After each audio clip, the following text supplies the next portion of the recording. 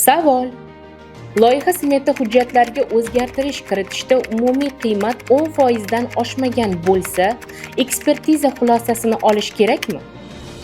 Javob: O'zbekiston Respublikasi Fuqarolik kodeksining 671-moddasiga binoan, agar texnik hujjatlarga o'zgartirish kiritish tufayli bajarilishi kerak bo'ladigan qo'shimcha ishlar qiymati jihatidan smetada ko'rsatilgan qurilish umumiy qiymatining 10% dan oshib ketmasa va qurilish pudrati shartnomasida nazarda tutilgan ishlarning xususiyatini o'zgartirmasa, buyurtmachi texnik hujjatlarga o'zgartirishlar kiritishga haqli.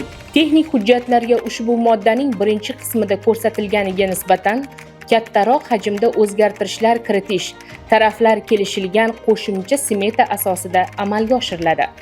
Agar ishning qiymati pudratchiga bog'liq bo'lmagan sabablarga ko'ra smetadan kamida 10% oshgan bo'lsa, pudratchi ushbu kodeksning 382-moddasiga muvofiq smetani qayta ko'rib chiqishni talab qilishga haqli deb belgilangan.